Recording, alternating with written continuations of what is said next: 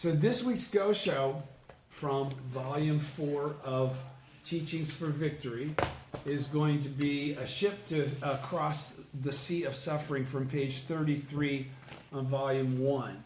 Okay? But before, there's something here. I know I have. Never mind, I won't get to it. I was talking to a friend this weekend, and a dear old friend from many past lifetimes ago. We were talking about a lot of different things. They started talking about, when you talk about Titan, what are you talking about? Titan? And I realized, oh my God, Titans.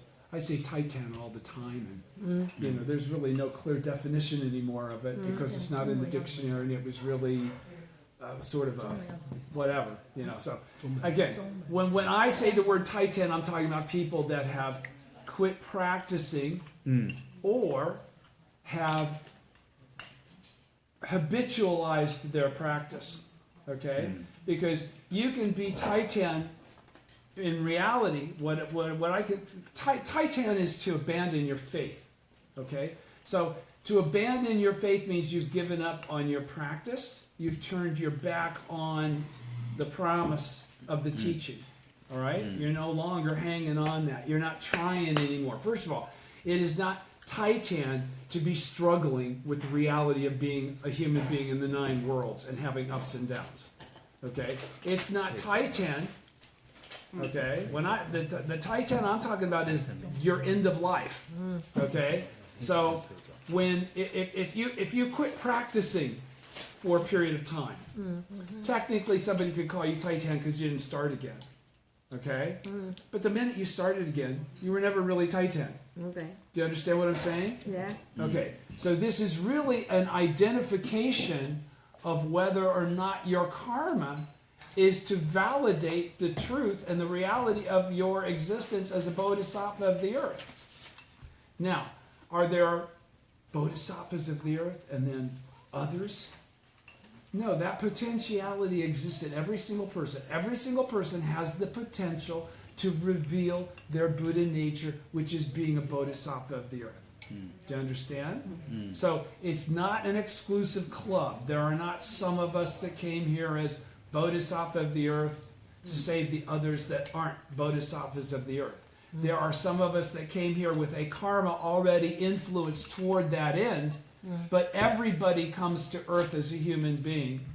You're manifest with that potential. Okay? And there's nothing to qualify that identity as being real other than your own actions. You determine whether you're a bodhisattva of the earth based on what you do. It's not something that is like you came down with bodhisattva of the earth tattooed on your chest or something. This is really about your action or lack of action.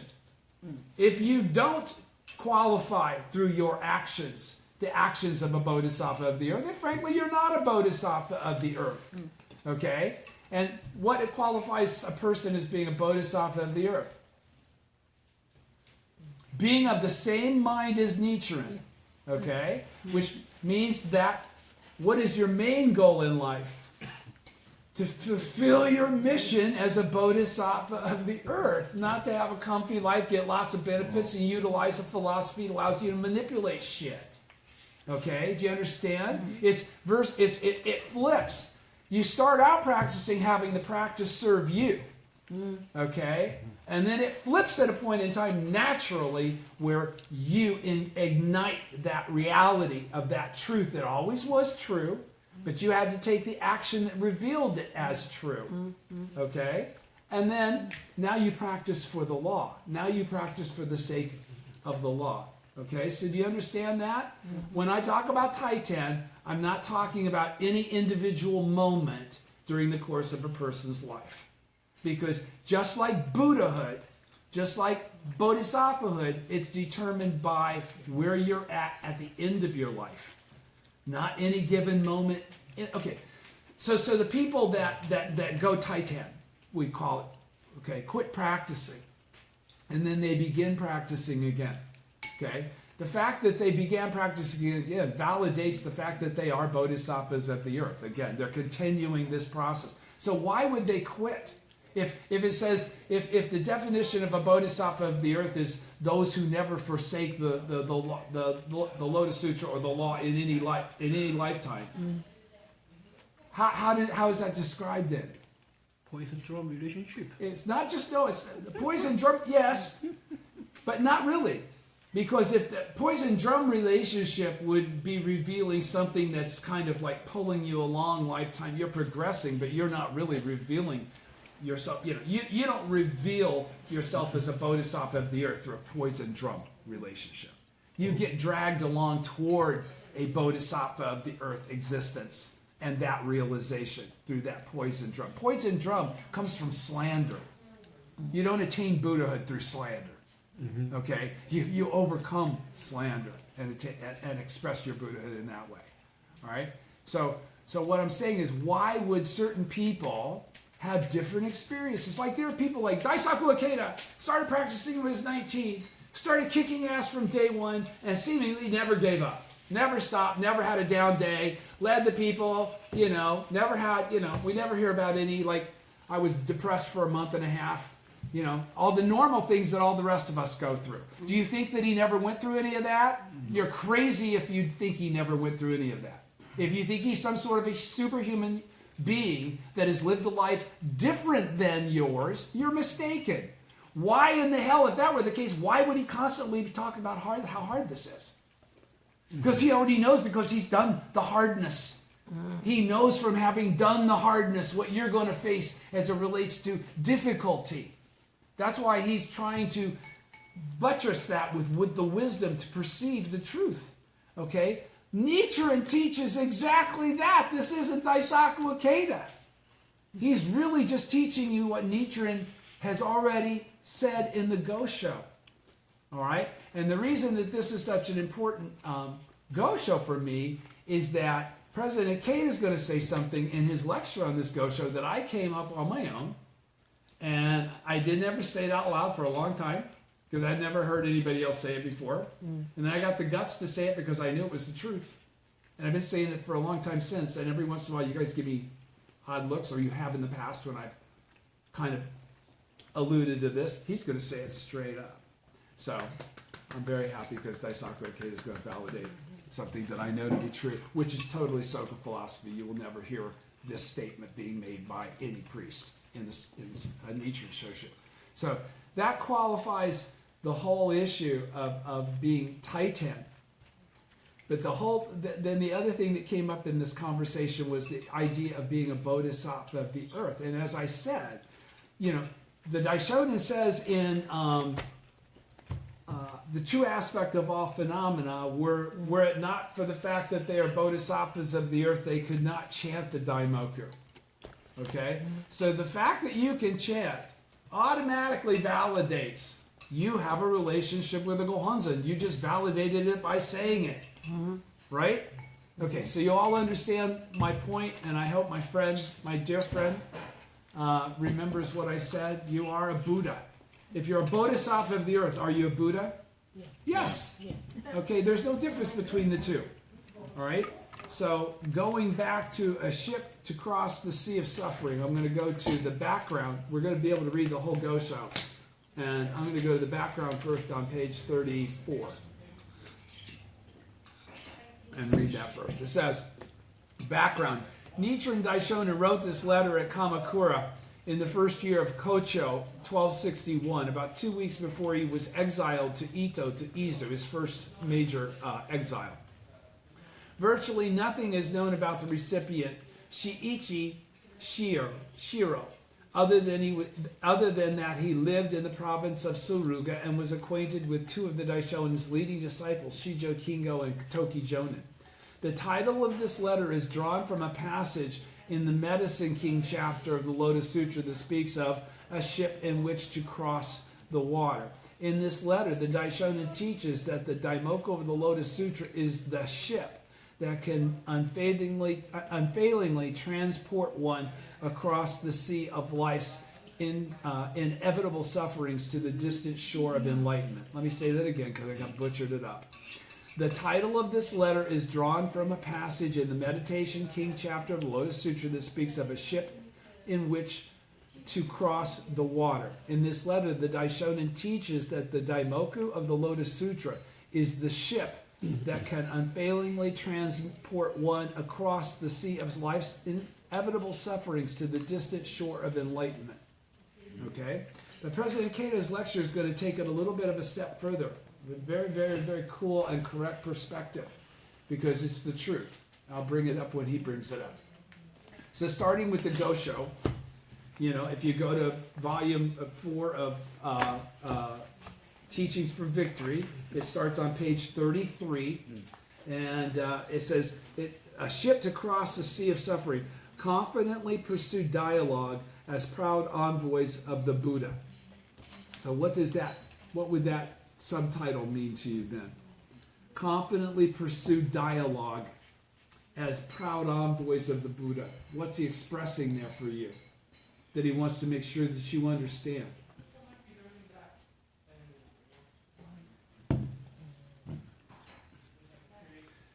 You, who chant Nam-myoho Renge-kyo and are of the same mind of Nichiren, are bodhisattvas of the earth. Yes. Okay? That means that you are the foremost teachers in the latter day of the law. You're the lords of teaching of the latter day of the law. There's no separation between you and Nichiren as it relates to that. How does Nichiren's teaching get propagated in the latter day of the law? Does Nichiren tell everybody? No. Does it magically appear in the sky with a plane writing it or something? No. How does it propagate itself? By us. By us. By us. So there can be no separation. We're the vehicle for it to happen. Right? We can't be lesser entities. Without us, it don't happen. We're just as important as the original teacher. If the original teacher had not had disciples to carry on that original teaching, what good would it have been? Do you understand? We are the ship. As Buddhists, we become the ship that allows others to cross a sea of suffering.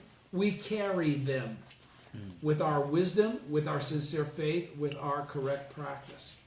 Do you follow? Okay, so reading the Gosho then. So what this confidently pursue dialogue as proud envoys of the Buddha. That means to perceive yourself as the Buddha. To perceive yourself as an envoy of the Buddha. What is an envoy? Somebody you sent to. Somebody that's a direct representative. Yeah. Right? It's not just a casual somebody that knew some shit. It's somebody that was sent by the source. All right? The president has an envoy that they dispatched for different diplomatic circumstances, right? You're all with me. Everybody's with me, right? You are the Buddha exactly as you are. You're here to be a teacher of the law. You are a teacher of the law. The only thing that separates you and that reality is your understanding and faith in the teaching that says that that's the case, and the sincere daimoku to bring that reality forth in your life. The 10th world's there all day, every day, since the time you were born. Okay? So the passage for study in this lecture is the Hogosho. When I asked, okay, I guess it isn't. No.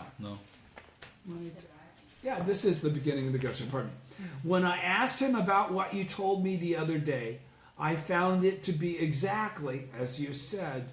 You should therefore strive in faith more than ever to receive the blessings of the Lotus Sutra. Listen with the ears of Shi Kuang, and observe with the eyes of Li Lao. In the latter day of the law, the votary of the Lotus Sutra will appear without fail. The greater the hardships befalling him, the greater the delight he feels because of his strong faith. Now, what is that strong faith, though? What is that strong faith? That strong faith is in the teaching of the Lotus Sutra. And the Lotus Sutra has already said what's going to happen to the votary of the Lotus Sutra in the latter day. So when he reads that the votary is supposed to have this difficulty, and then he experiences difficulty, he doesn't feel hardship from it. He rejoices because he realizes, I am fulfilling my function as the Buddha in the latter day.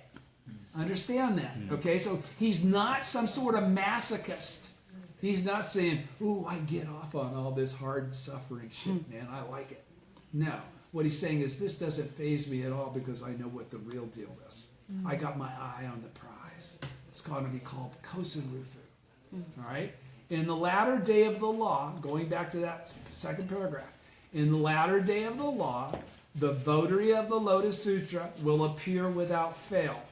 The greater the hardships befalling him, the greater delight he feels because his faith is strong. Now, if he isn't that votary, how could he be talking about how that votary feels about the hardships that he experiences? Follow? Okay, so he's not saying I'm the votary, but he is saying I'm the votary. Okay, very clearly.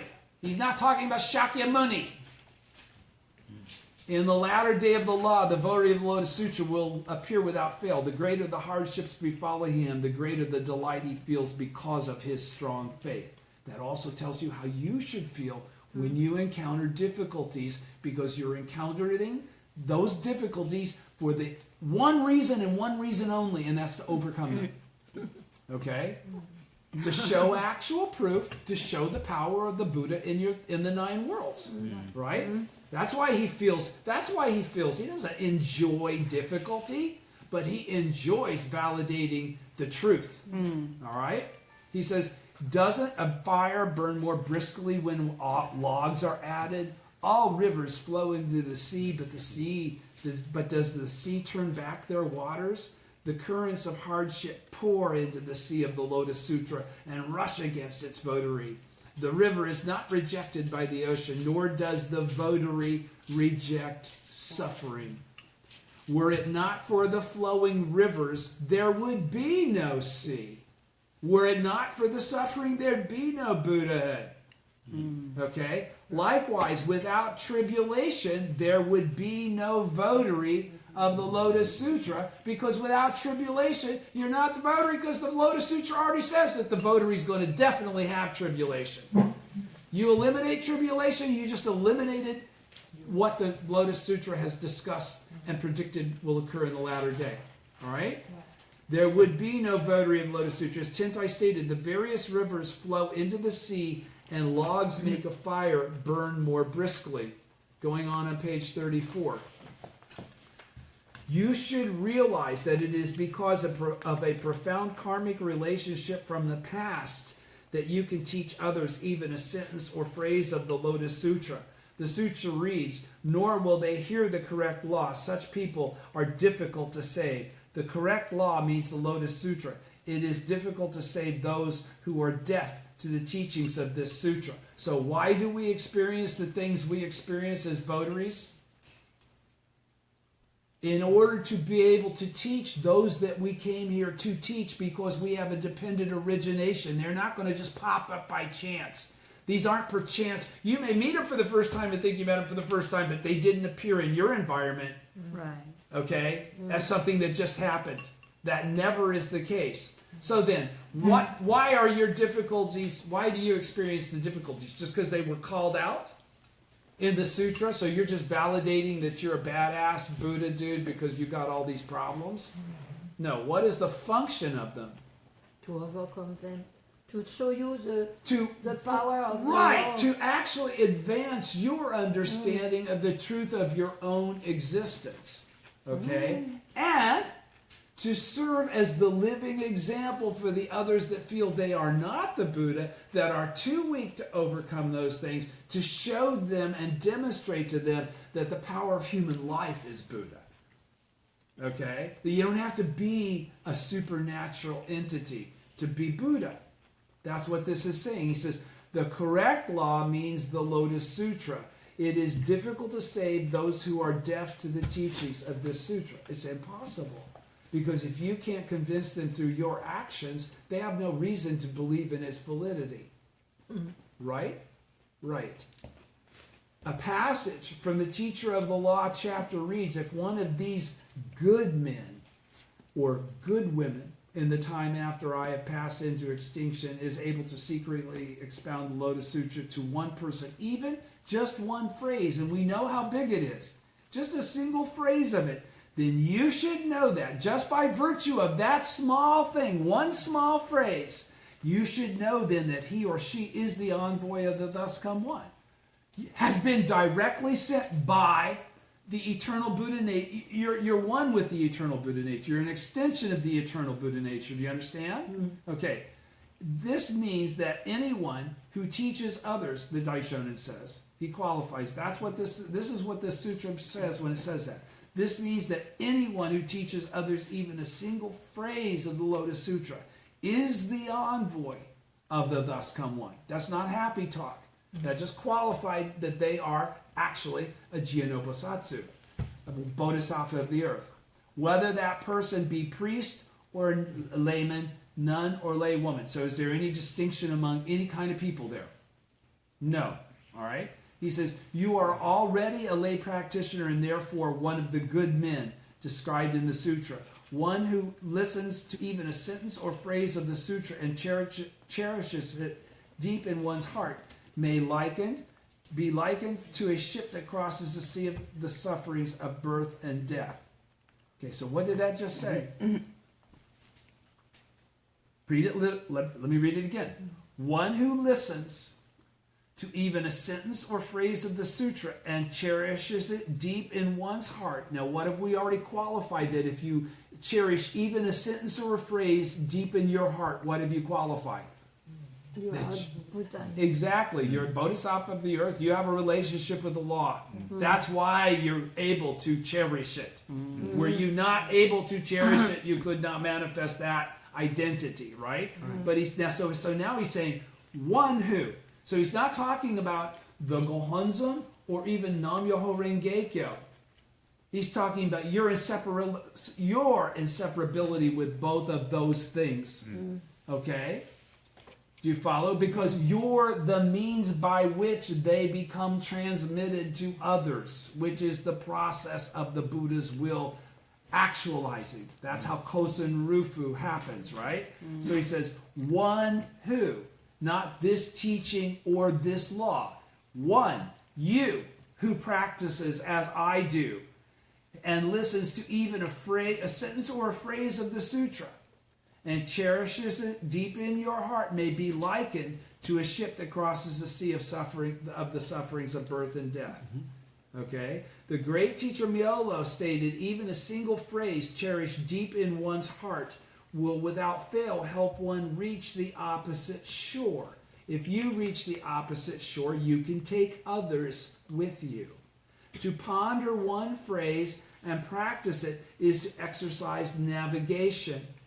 Only the ship of Myoho Rengekyo enables one to cross the sea of sufferings of birth and death. That's to enter the realm of birth and death and the realm of Buddhahood, right? The Lotus Sutra speaks of someone finding a ship in which to cross the water. This ship might be described as follows. As a ship builder of infinitely profound wisdom, the world-honored one of great enlightenment, the Lord of Teachings, gathered the lumber of the 4 flavors and 8 teachings. You know that's all from provisional Buddhism, right?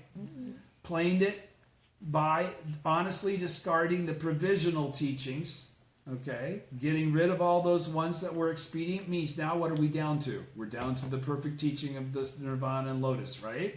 He says, cut and assembled the planks, forming the perfect unity of both right, forming a perfect unity of both right and wrong. Is that cool or what? Right. What? Wrong. Yeah, what's a perfect unity of right and wrong? One. The oneness of the fact that there's no separation between them. Yes. That it includes everything. Yeah. It's not the good people and the bad people, okay? Forming a perfect unity of both right and wrong, and completed the craft. So in other words, everybody's included in that. A perfect unity of all evil, all goodness, everything that there is, right? And completed the craft by driving home the spikes of the one true teaching that is comparable to the flavor of ghee. All right? Thus he launched the ship upon the sea of the Thus he launched the ship upon the sea of the sufferings of birth and death. unfurling its sails of the 3,000 realms on a mast of the one true teaching of the middle way, driven by the fair wind of the true aspect of all phenomena. The vessel surges ahead, carrying aboard all people who can gain entrance through faith alone. The thus come one Shakyamuni is at the helm. The thus come one many treasures takes up the moorings rope. And the four bodhisattvas led by superior practices row quickly, matching one another as perfectly as a box in its lid. This is the ship in which to cross the water. Does everybody understand what he just said there? Those who are able to board it are the disciples and lay supporters of Nichiren. Believe this wholeheartedly. When you visit Shijo Kingyo, please have an earnest talk with him. I will write you again in more detail. So what did you just say there? That last paragraph. The Lotus Sutra speaks of someone finding a ship in which to cross the water, the sea of suffering. That's the water, right? Mm-hmm. The ship might be described as follows. As a shipbuilder of infinitely profound wisdom, the world-honored one of great enlightenment, the Lord of teachings, gathered the lumber of the four flavors and the 8 teachings, provisional, planed it, smoothed it out, got rid of all the imperfections by honestly discarding the provisional teachings, cut and assembled the planks, forming a perfect unity of both right and wrong, a perfect unity of everything, and completed the craft by driving home the spikes of the one true teaching that is comparable to the flavor of ghee, which is what? What spikes? What are the spikes that hold that boat together? Nam Myoho Rengekyo. That is the true teaching that is comparable to the flavor of ghee, right? The 5 flavors, you guys are with me, right? Mm-hmm. Okay. Thus he launched, now the ship's completed, thus he launched the ship upon the sea of sufferings of birth and death, unfurling its sails of the 3,000 realms. So now it's there, but how does it then start to manifest and function as a vessel? Unfurling its sails of the 3,000 realms on the mast of the one true teaching of the middle way. Unfurling, what's the one true teaching of the middle way? Nam-myoho Renge-kyo. What's the 3,000 realms in the 3,000 realms on the mast of the one true teaching? Our capacity to reveal the Nam-myoho Renge-kyo, the one of the 3,000 realms that exist in us. Why we're able to be Buddhas in our present form, right? That's why we can groove on the mast. We're functional.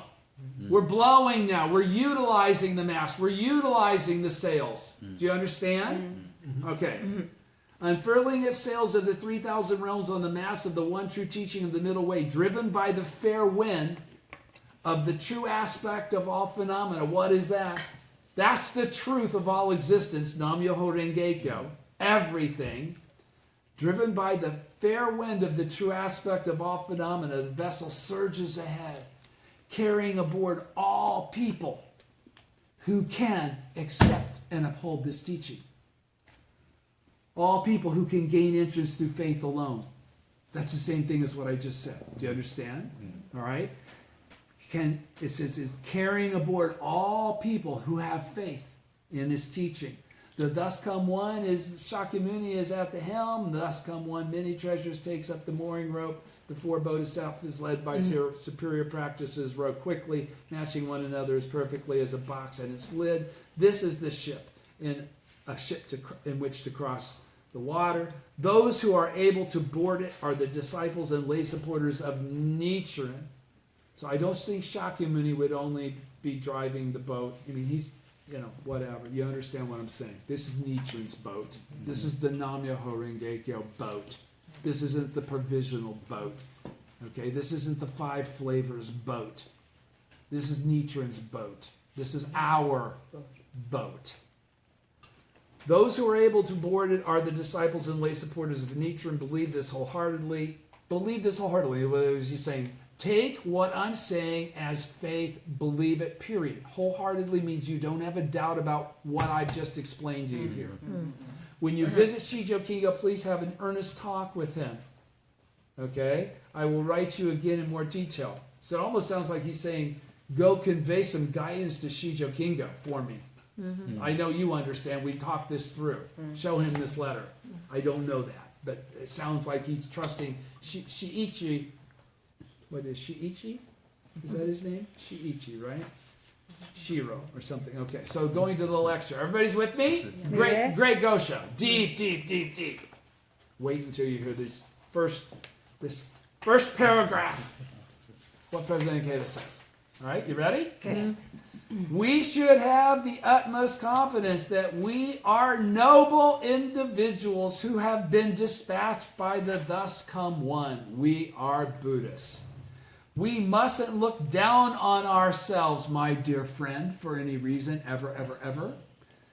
Declared the second Soka Gakkai president, Josei Toda, in a post-war issue of the Soka Gakkai's journal, Kacho Sozo, Value Creation. And referring to our mission as Soka Gakkai members, he continued. Now you can understand why there might have begun to be a little bit of a friction between the priesthood and Soka Gakkai. When Josei Toda says something like he's about to be quoted as saying here, and this is what I said, I came to my own conclusion. I never heard Josei Toda say this. It's from reading the Gosho and chanting sincere Daimoku, trying to figure out stuff from the Gosho that I couldn't figure out on my own. I came up with this understanding, and then President K is going to say it now. We are envoys of the Buddha. We have been sent here by the Buddha. We are emanations of the Daishonin. Okay? We are emanations. I am a Nam-myoho Renge-kyo, thus come one as well. There's not just him as the Nam-myoho Renge-kyo, thus come one, as the orally transmitted teachings makes perfectly clear. We are all equal. We are all equal, including ourselves, our senior leaders, Daisaku Ikeda, even Nichiren Daishonin. Understand that. We're emanations of the same original influence, the original state. Everybody understands? We're all emanations of Nam-myoho Renge-kyo. All right? We have been sent here by the Buddha. We are emanations of the Daishonin. Though we appear to be ordinary people, we are actually supremely noble and worthy of the highest respect. So, if we came into this world suffering, or raggedy ass, or without parents that loved us, or with too much fortune and we were spoiled, in whatever fashion we came into this world for the purpose of having those experiences so we could utilize them as individuals to gain wisdom and personal experience to encourage people from our life, not from what some dude is telling us. We are living Buddhists, okay? We know how to make distinctions. We're foremost at making distinctions. Why does Shakyamuni say, these badasses, they'll be foremost at making distinctions? Why is he talking about we even need to make distinctions? Because that was then, this is now. Time changes. It needs to be put into a vernacular of this moment. Okay? You can't rely on a Buddha's teachings from 2,000 years ago. Today, it's not going to make a lot of sense in the same way it did 2,000 years ago. Do you understand? There has to be a contemporary repository for this same truth that is the original truth. Do you all follow what I'm saying? Okay, so he says, again, though we appear to be ordinary people, we are actually supremely noble and worthy of the highest respect because we are the envoys who have come to convey this truth now. Okay? This was back in 1946. I just quoted President Toda. He said that back in 46. Mr. Toda had just stood up amid the ruins of post-war Japan to embark on rebuilding the Soka Gakkai. Through the long brutal war, though the long brutal war was over, people's lives were filled with hardship, as you can imagine. Tokyo had been burned to the ground, and deprivation. There was there was nothing, and misery and despair were widespread. That's why the Soka Gakkai grew so fast, because it was the perfect environment. Hey, you can get what you want, right? Okay. At such a time, Mr. Toda articulated a lofty mission of the Soka Gakkai members. All of them, he proclaimed, were undoubtedly envoys of the Buddha of the Thus Come One, which is exactly what I read. You got to be, if you read the Gosho, that's what the Daisho is drilling in your head. Okay? They were supremely noble and respectable individuals spreading the ideals of Nichiren Buddhism to people throughout Japan. Think of these people that are in tatters. They don't have great diets. They probably don't have a great house to go back to. Half of their shit, if not all of it, has been destroyed. It's gone. Memories, neighborhoods, buildings, nothing's the same. Okay? And yet he's saying, you are all respect-worthy people. Don't look at yourself as raggedy-ass defeated people. Okay? Do you understand? Don't be defeated. Faith, victory of gold. And then what happened to Japan within 40 years? Become one of the The superstar economic power of the world per capita, pardon me. All right? I wonder where that fortune came from. Mr. Toda's inspiring declaration ignited a bright flame in the depths of members' hearts. That's what we're supposed to do. We're supposed to ignite bright flames that they then burn on their own. All right? Nothing can match the strength of people who have awakened to their mission. Courage and conviction surged forth in everyone's heart. Hope blossomed within them. Why? And on what basis was that able to occur?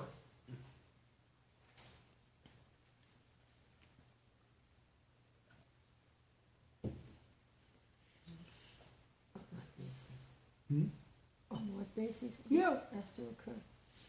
Hope. Let me read this again. Mr. Toda's inspiring declaration ignited a bright flame in the depths of members' hearts. Nothing can match the strength of people who have awakened to their mission. Courage and conviction surged forth in everyone's heart. Hope blossomed within them. Why? Because they had faith Yes, but what did they have faith in? in the future. Yeah, but why did they have faith in the future? Because Yeah, but Because they know this is a true, correct teaching. how do they? Why? How do they know this is the true, correct teaching? because for now they were not there. No, my point is this: just like every one of you, Because they have to because show a teacher has appeared, Ah. a leader has appeared, just like every one of you. Uh-huh. Okay, when the books are being written in another 50 years, they're not going to be writing about the 50s, 1950s, and the 60s and the 70s. They're going to be writing about what happened after Daisaku Ikeda died. Right. That's exactly what they're going to be writing about. Yeah. Okay? Did the Soka Gakkai live up to its potential, its mission, its declared purpose in the absence of a great leader like Daisaku Ikeda? Or did Daisaku Ikeda teach us all how to become great leaders ourselves? So we don't have to rely on just one great leader. We could all be the same kind of human that we're talking about here. He learned it. He learned it from watching Josei Toda. He emulated Josei Toda. That's why Daisaku Ikeda is like Daisaku Ikeda, not because of any other reason. He was a frail, timid, 19-year-old young man when he met him. He wasn't a world spiritual leader. Okay? So no matter who you are, you can make the same transformation in your life if you determine to do so. That's what this teaching is saying. All right? So why were all those kids, those young people or old people or whoever they were that had been, all of them he proclaimed were undoubtedly envoys? He professed to them the truth of the nature of the essence of their life rather than what the outside appearance for that was momentary was expressing. A momentary expression is you've been defeated. In reality, you can never be defeated. He's the one that gave them that conviction. It didn't appear to them in a dream. They didn't read the Gosho. They didn't know these things. It takes a leader. It takes someone devoted as an envoy to convey this truth so that it can awaken in people's lives. You must do the same. We must all do the same. Can't be left up to Daisaku Ikeda and the people that do that.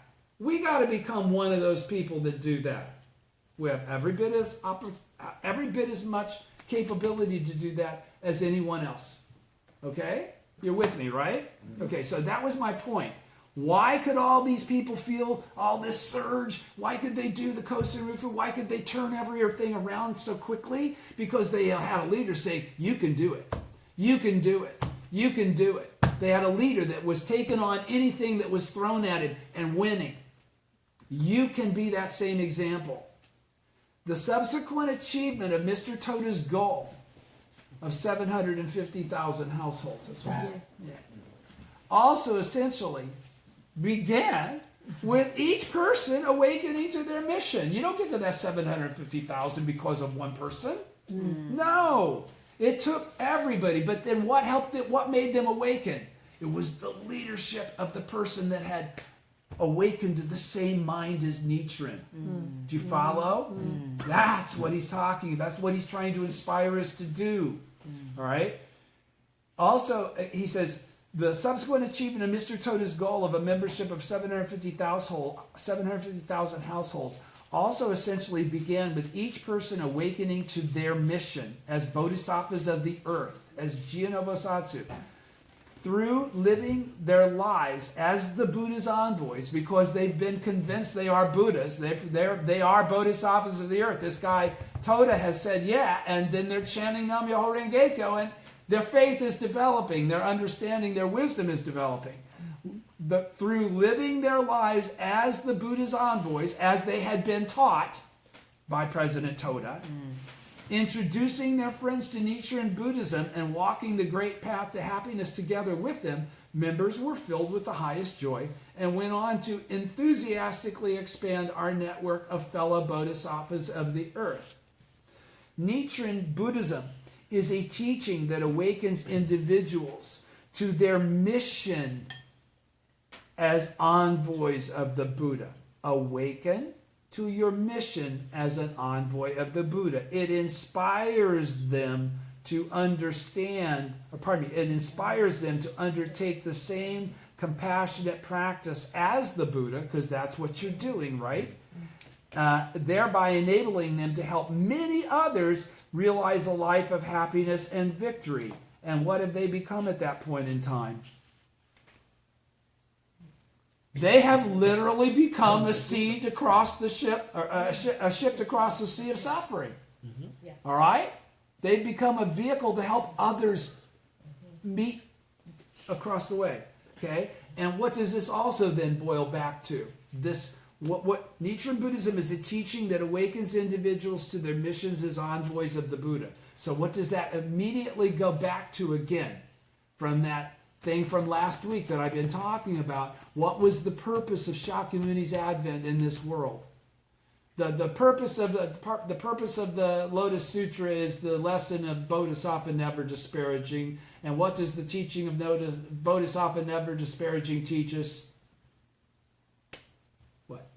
The purpose of the Buddha, Shakyamuni, his advent in this world is what?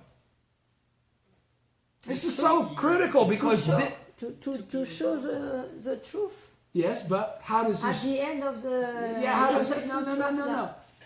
His behavior as a human being. His behavior as a human being. His behavior as a human being. A person in the 9 worlds behaving with the world of the 10th world awakened. That's what we all are too. That's what he's talking about. He's saying Nichiren Buddhism is a teaching that awakens individuals to their mission as envoys of the Buddha, that awakens them to their behavior, to a behavior as a human being that has the highest influence, has the highest value, has the highest reason for being. Right? Okay, so in A Ship to Cross the Sea of Suffering, the letter that we will be studying in this chapter, Nichiren discusses the mission and benefit of devoting oneself as an envoy of the Buddha, or in other words, as a votary of the Lotus Sutra. So he's qualifying. Or what are you? You're an envoy of the Buddha. What does that make you? A votary of the Lotus Sutra. You too are a votary. He says, and then President K says, I studied it intensely in my youth to the point that I can recite its passage by heart. All right? He says, in this chapter, I'd like to re-examine with you our honorable mission of sharing Nichiren Buddhism with others. So that's what this is all about. Okay, so continuing on page 36, second column. The importance of having keen eyes and sharp ears. This is from the Gosho. When I asked him about what you told me the other day, I found it to be exactly as you said. You should therefore strive in faith more than ever to receive the blessings of the Lotus Sutra. Listen with the ears of Shi Kuang and observe with the eyes of Li Lao. In the latter day of the law, the votary of the Lotus Sutra will appear without fail. The greater the hardships befalling him, the greater the delight he feels because of his strong faith. Doesn't a fire burn more briskly when logs are added? All rivers flow into the sea, but does the sea turn back their waters? The currents of hardships pour into the sea of the Lotus Sutra and rush against his votary. The river is not rejected by the ocean, nor does the votary reject suffering. Were it not for the flowing rivers, there would be no sea. Likewise, without tribulation, there would be no votary of the Lotus Sutra. As Tentai stated, the various rivers flow into the sea, and logs make a fire burn more briskly. Going on in President Ikeda's lecture. Top of page 37, first column. Nichiren sent a ship to cross the Sea of Suffering to a follower named Shiichi Shiro. This is the only extant letter addressed to him. Little is known about Shiichi Shiro's life. At the end of this letter, however, Nichiren writes, when you visit Shijo Kingyo, please have an earnest talk with him. And Shiichi Shiro's name also appears in letters addressed to Shijo Kingyo and Toki Jonin. Shiichi Shiro may have played a role in carrying communication between them and Nichiren in Nichiren's later years. Through a ship to cross the Sea of Suffering, a letter that conveys Nichiren's trust in him, Shiichi Shiro's name has been passed down to us today as a model of faith. We don't know anything about him other than that this letter was written to him, and he was heavy enough for us that I showed him to say, have a talk with Shijo Kingyo. Okay, so obviously I think he's saying in the Vinet, I read that as in basically help him understand. Well, when I heard what you told me, he said, you're exactly right. So now go help him out. Okay? He's saying as a model of faith. Now, in 100 years, they may say your name. Oh. You think not? Do you think Shiichi Shiro thought we would ever know his name? Do you think any of the people that are functioning as expressions of earnest practice and how we should behave as human beings, and this is all about the behavior of a human being, this only happens because of people. That's why we're the ship, not just the teaching. Get it? All right, so at the beginning of, again, don't ever think of yourself as less than Shiichi Shiro. None of you are less than Shiichi Shiro. Period. If you don't believe that, then you don't believe Nichiren Daishonin.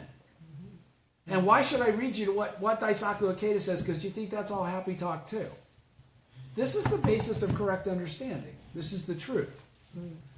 As at the beginning of the letter, Nichiren refers to something that Shiichi Shiro had told him recently, saying that he had confirmed the matter with the person in question. Praising Shiichi Shiro's accurate reporting, he encourages him to keep exerting himself in his Buddhist practice and acquire the blessings of the Lotus Sutra. He also instructs him to listen and observe carefully and precisely with the ears of Shi Kuang and the eyes of Li Lao. The blessings of the Lotus Sutra that Nichiren urges Shiichi Shiro to acquire here may specifically refer to the blessings or benefit of the purification of the 6 sense organs outlined in the benefits of the teacher of the law, the Lotus Sutra's 19th chapter.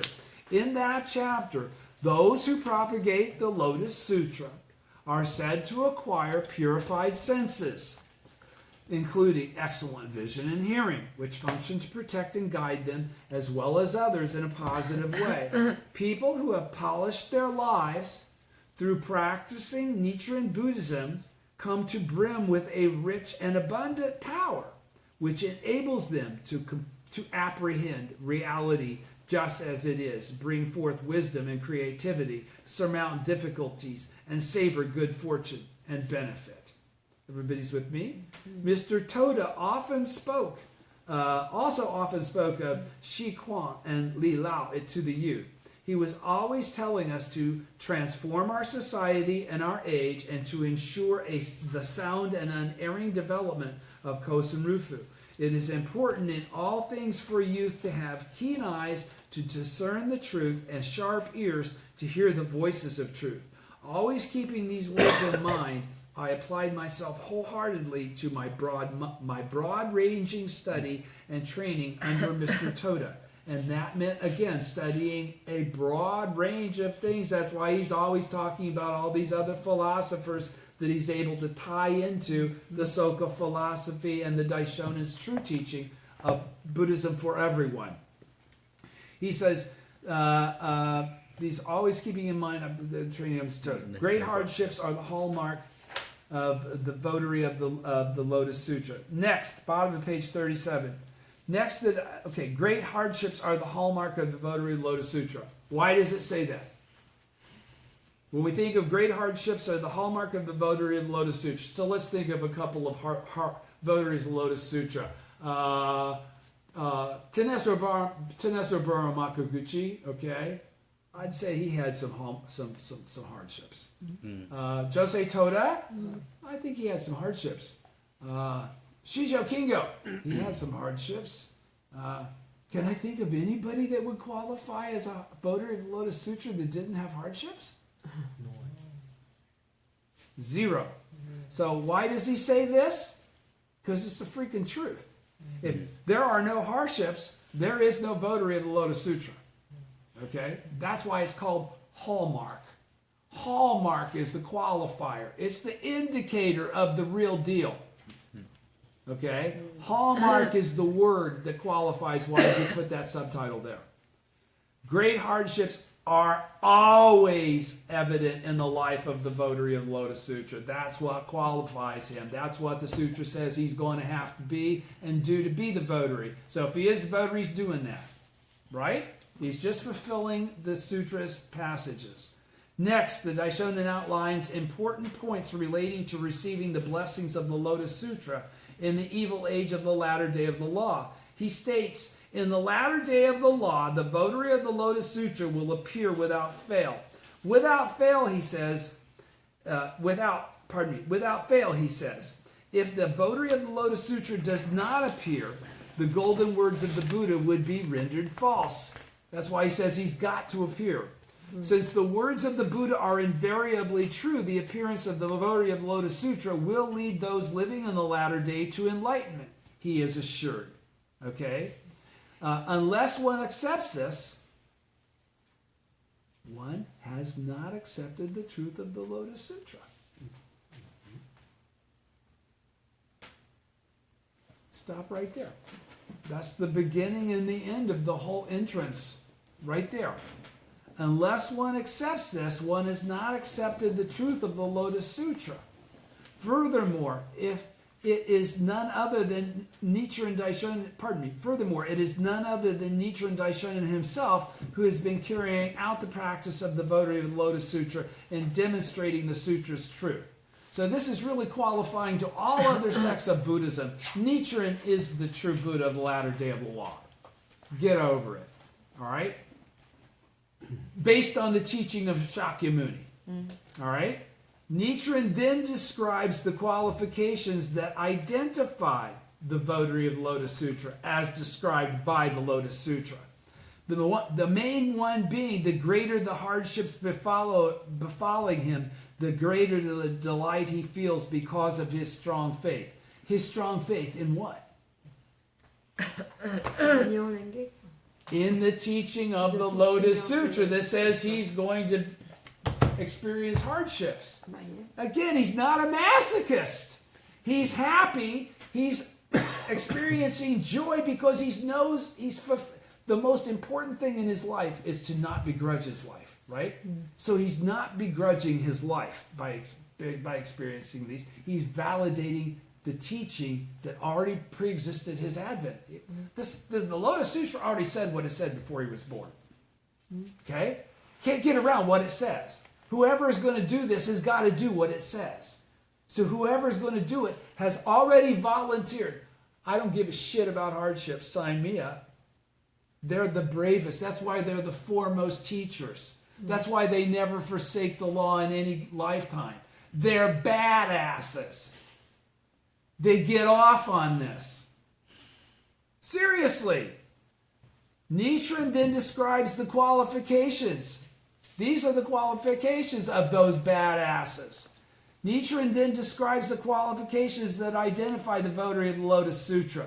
And he said, just called you a votary a minute ago, didn't Daisaku Ikeda? Right? Okay, so this applies to you too. It's not just Nichiren. Up on this, God, I'm so glad he was so strong and capable because I could never be. No! That's Jesus shit. That is not what we're doing here. All right? Nichiren then describes the qualifications that identify the votary of the Lotus Sutra. The main one being the greater the hardships befall him, the greater the delight he feels because of his strong faith. What is that saying to you? How does your life read that? What does your brain pick up from that as I'm hyperventilating, screaming at you about it? This is exactly how you're supposed to view your own difficulties. It's not your karma, your bad karma. Your karma is to be a votary of the Lotus Sutra. The things that you experience is Ganken Ogo, baby. Voluntarily creating the appropriate karma. There's a difference. Okay? You didn't fall into this pit by accident. You said, I can survive that, learn from it, and teach others. I'll take it. Okay? All right, so faith in the Lotus Sutra, the mystic law, enables us to face the greatest hardships head on and serenely win them over. We find numerous statements in Nichiren's writings describing the joy of encountering hardship or persecution for the sake of the law. Among them, there can be none who overflow with joy as we do. These are all quotes from Nichiren. I have been condemned to exile, but it is a small suffering to undergo in this present life and not one worth lamenting. In future lives, I will enjoy great happiness, a thought that gives me great joy. Again, the more the government authorities rage against me, the greater is my joy. Okay? He was not a sicko masochist. He understood what the sutra said, and he was living it. That's why he was happy. That's why we should be. We're living it. It's already been validated. It was written before we were born. Yet if that's what we're experiencing, we know that to be true. No matter what hardships we may encounter as a result, nothing surpasses the joy of dedicating our life to spreading the correct Buddhist teaching, helping relieve the suffering of the person in front of us, and planting the seeds of happiness in their lives. The Lotus Sutra has the power to inspire us to lead a life of unsurpassed nobility, strength, and honor. Living our life according to the Lotus Sutra is in itself supreme happiness. Living our life according to the Lotus Sutra, which means living as a bodhisattva of the earth, is in itself supreme happiness. In this letter, Nichiren quotes a passage from Tentai's Great Concentration and Insight to elucidate the two aspects of the votary state of life when facing hardships. Two aspects, right?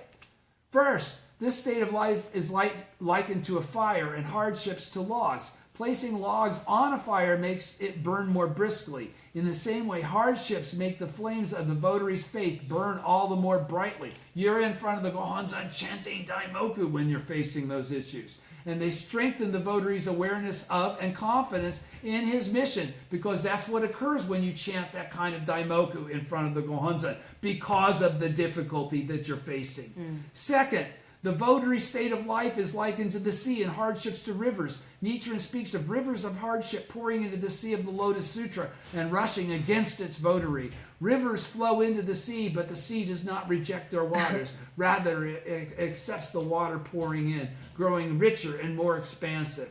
All rivers flow into the sea, but does the sea turn back their waters? Whenever I read these words, I think of the vast and expansive life condition of Nichiren Daishonin, who never allowed himself to be defeated by hardships, but courageously accepted and triumphed over them. And I am deeply moved once again, because he was the ultimate badass. He really didn't have any question about any of this.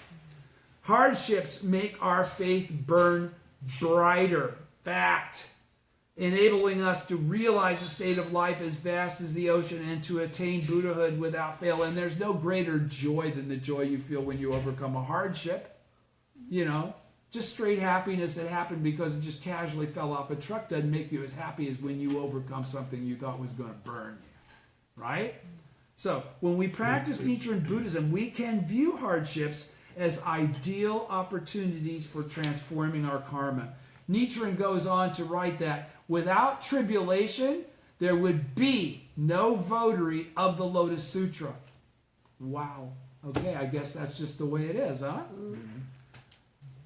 That the persecution described in the Lotus Sutra had actually occurred in Nichiren's life is the clearest proof that he acted truly as the votary of the Lotus Sutra. We'll stop there until next week. Striving to be genuine practitioners. Start again on page 39. Thank you. Thank you.